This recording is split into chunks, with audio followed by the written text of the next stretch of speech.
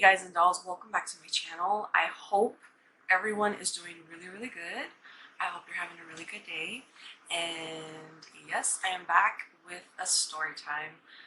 Before I start the story time, per usual, welcome to my channel if you're new, and welcome back if you've been back time and time again.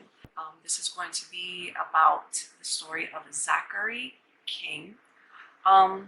Been doing a lot of like in your face, this is what's going on in the world and we have no control, things like that. And I want you to know that you do have control. You do have a say over what happens to you. And when you have control and when you have the insight to say, you know what, acknowledge what's happening, but you still have that power of, I'm going to be happy because this is my life and my life is what I make of it. Once you have that feeling, anything else you'll be able to handle, piece of cake.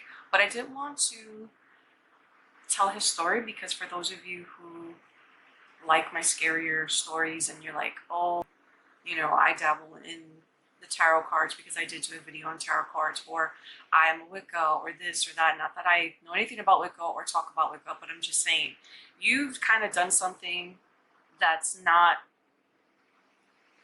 you didn't use it as a tool of, I need to help myself, I'd like to know more.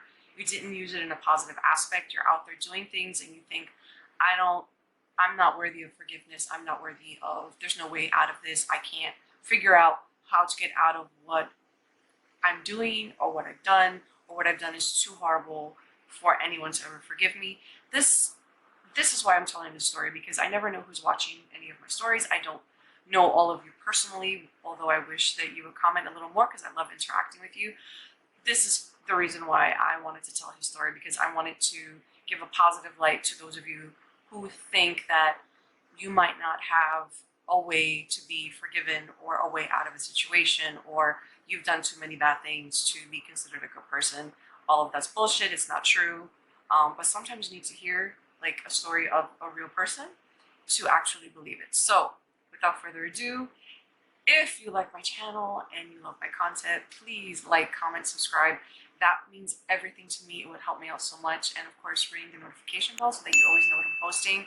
Not that you always will be notified, because YouTube likes to play around, especially if they don't like the content of the video. But anyway, let's get started. This is the story of Zachary King. I'm going to be reading a bit. I don't remember the story right off the top of my head. I wrote this a long time ago, so bear with me, guys. I know some of you don't like when I read. I don't like when I read, but I can't remember everything, and I really want to get this right. So, okay, so this guy was a normal kid who came from a middle-class family.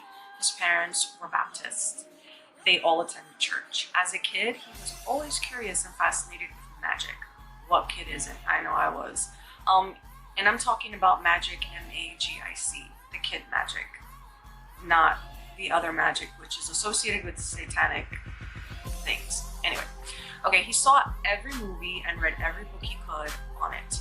He would hear the rumors and stories about the Ouija boards or the Bloody Mary games in schools, and one day he decided to try the Bloody Mary game. He wanted to prove and disprove magic was real once and for all. Now, he did go up to his parents and ask, he was always asking, and they kind of dismissed it.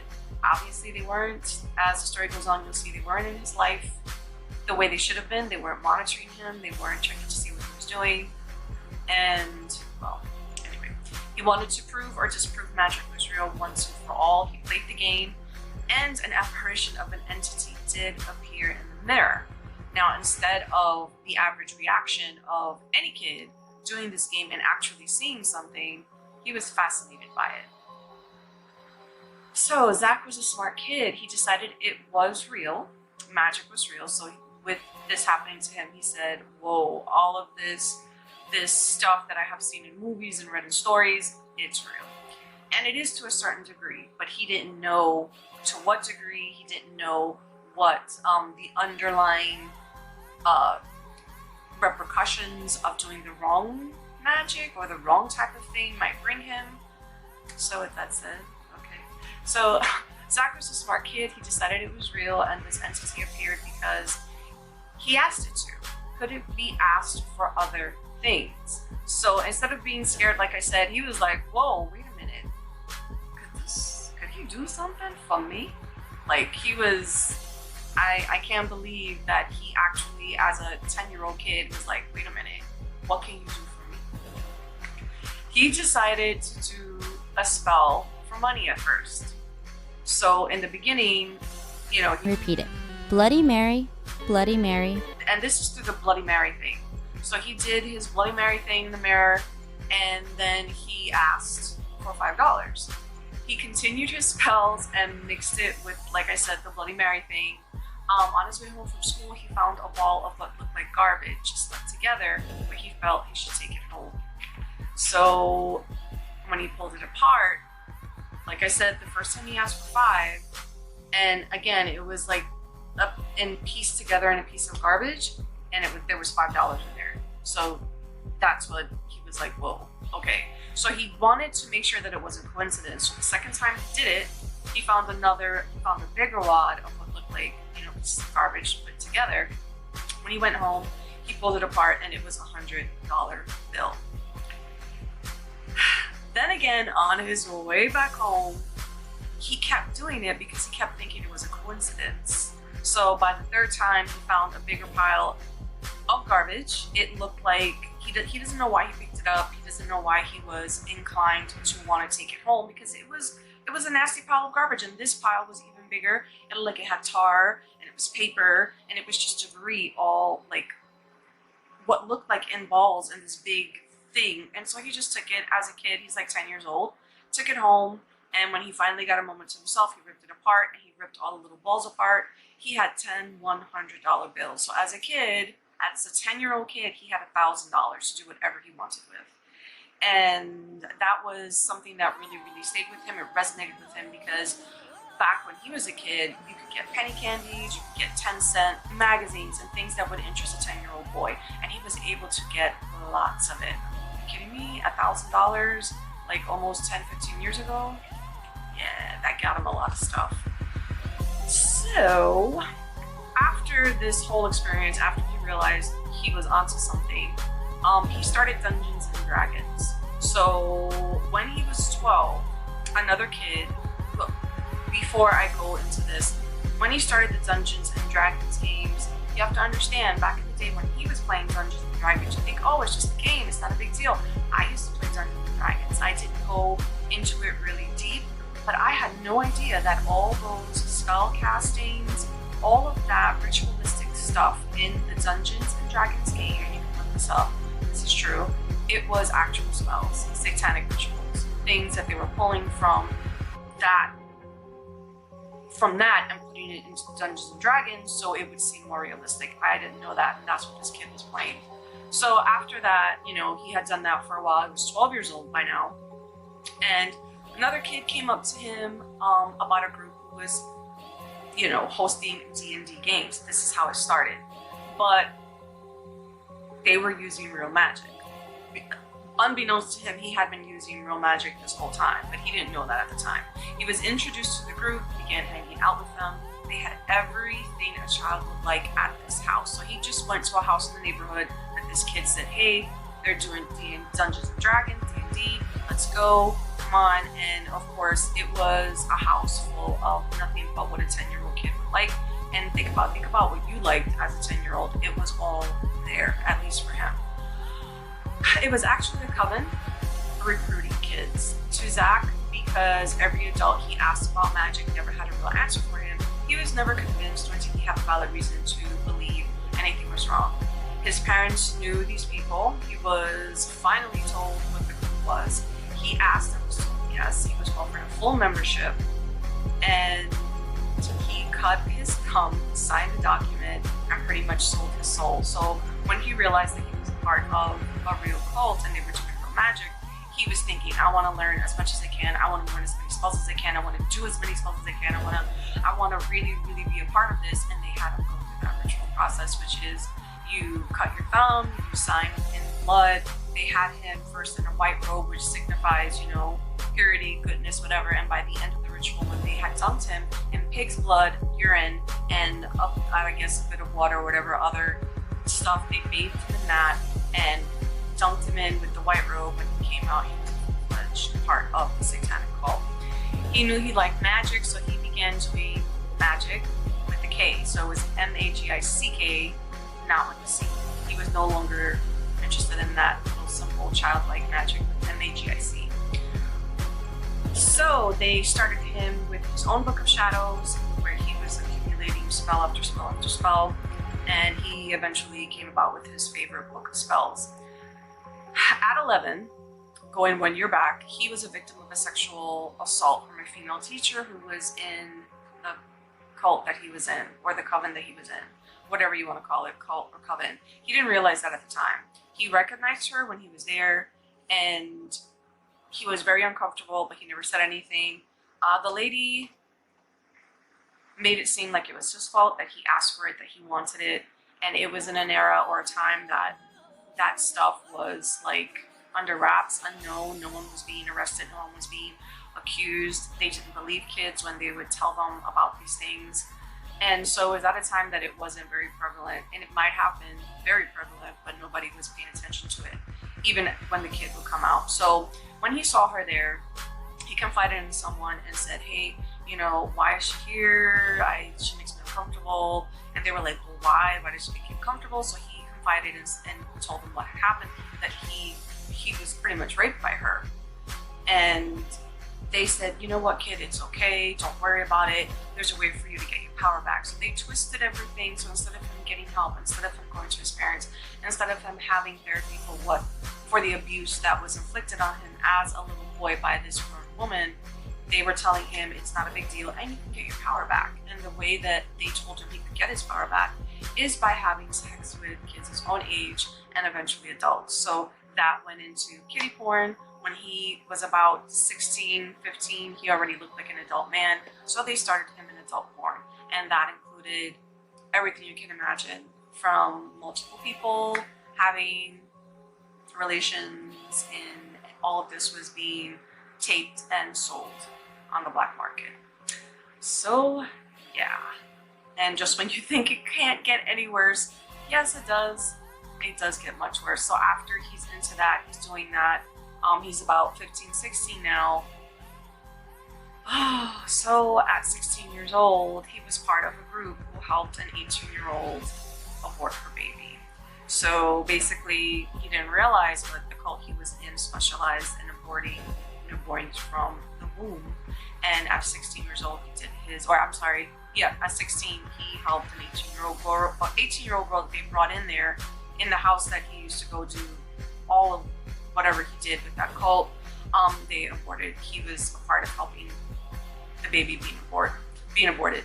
He finally graduated high school and went to college, joined another satanic group there. His old cult gave him a referral to Satan's World Church. Yes, that's a real thing, unfortunately.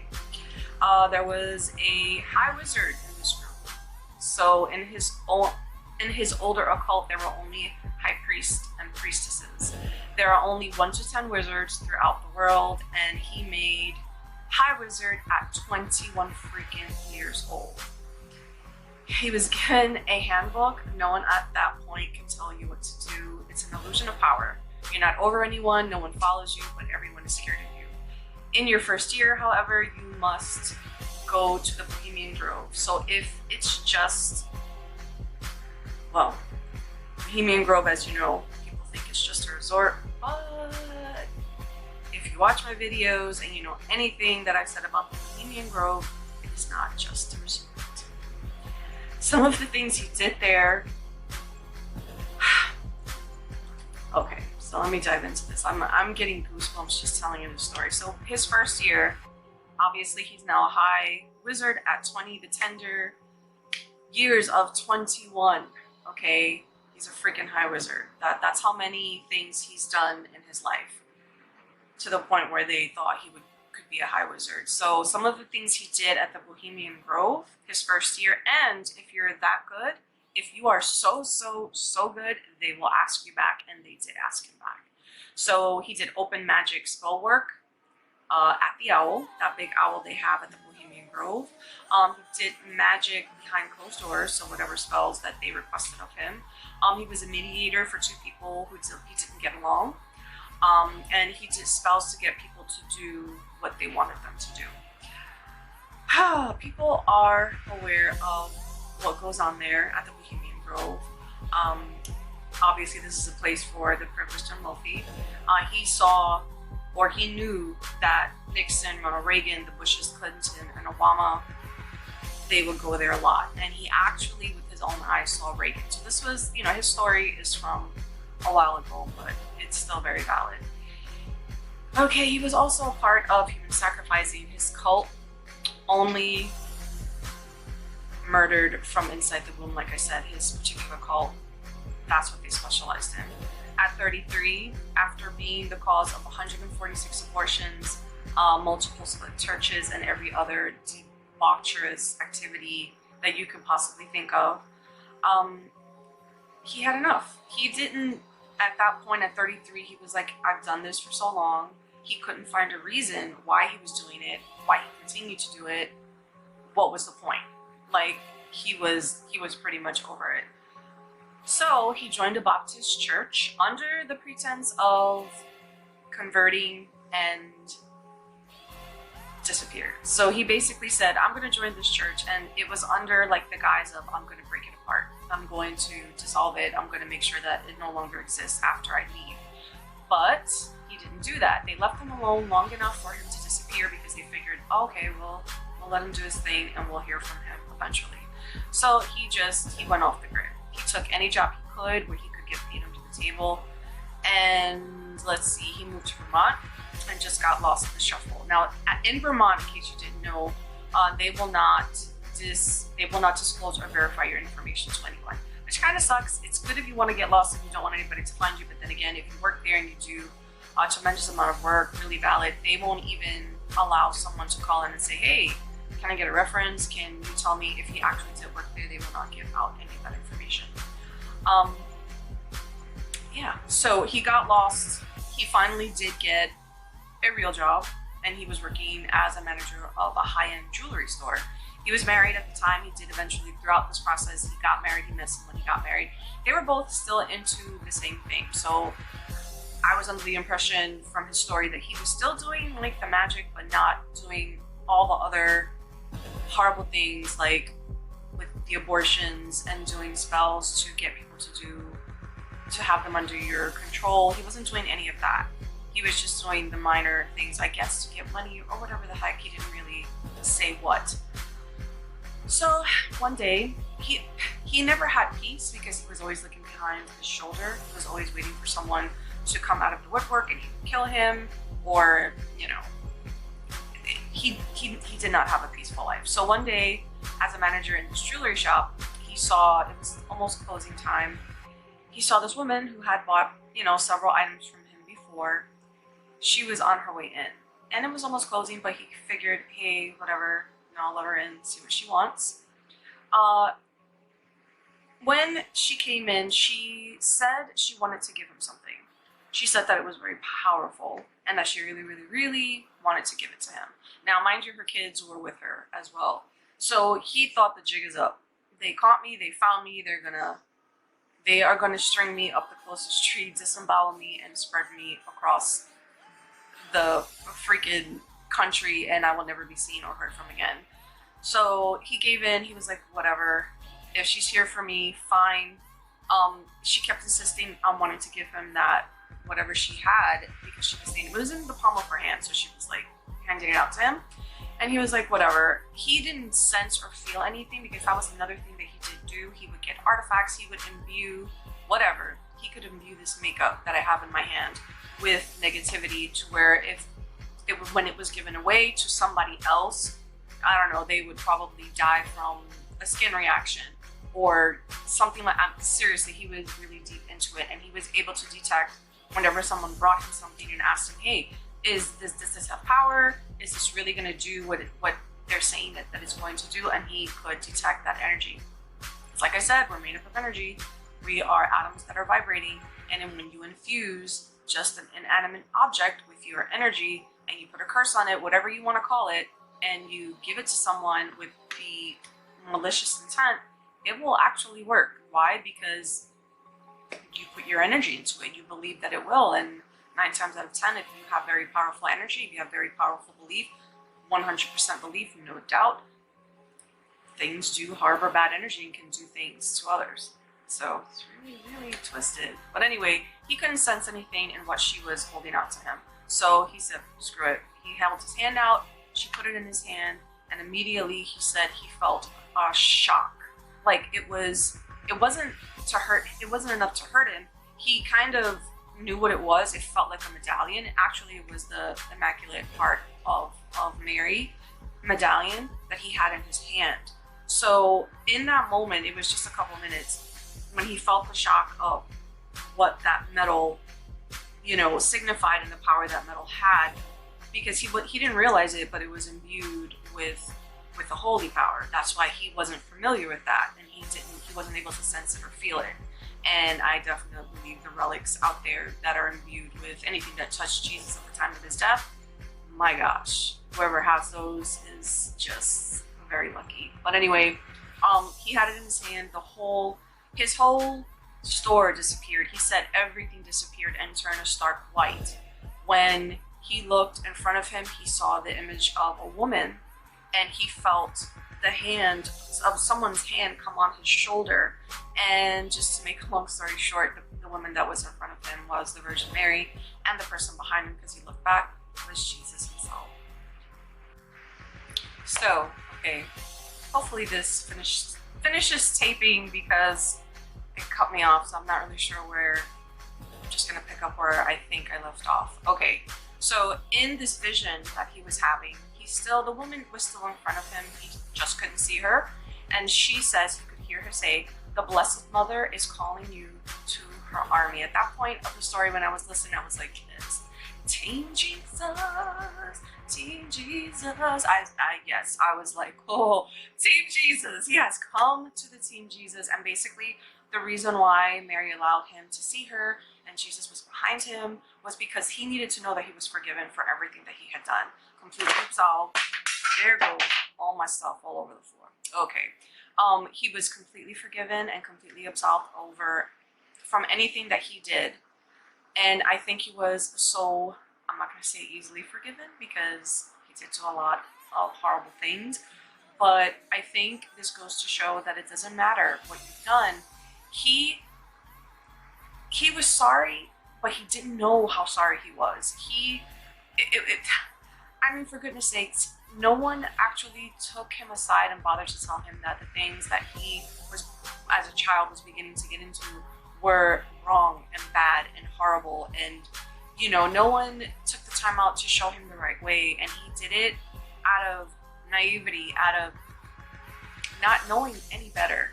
And I think he had always had a good heart. He was just taken by a wave of getting things easily, and no one ever telling him that what he was doing was actually wrong. So when I say if he can be forgiven, anything that anyone is doing out there can be forgiven. You can be forgiven, but you have to want to be. You have to sincerely want it, and you have to sincerely be repented of all the horrible things that you have done in your life. But it is possible. Forgiveness is out there. You just have to reach out your hand and ask for it, and believe me, he's not going to turn you away. Team Jesus, you can be on Team Jesus. Anyone can be on Team Jesus, even after doing whatever horrible things you've done in your life. So back to the story. So let's see, how does this end? Basically, the visions disappear. He's back in his jewelry store, and long story short, let me end this. He does have his own ministry now. He's online. He, to this day, gets a lot of death threats because he knows so much, but his focus is now on making up for all that he's done those almost, 20 years of his life. And he is telling his story for others that are in the same situation as him. And his story is just one of love and light and of forgiveness, and that there's always hope no matter what. So, yeah, Team Jesus, yes. I know, I'm so silly. But I am Team Jesus all the way. I will always be. And I just wanted to tell you that stories to brighten your day and to show you that there's hope. There's always hope, especially if you hold it in your heart and believe with all your might. And I don't know, just stay happy, stay content, do what you love.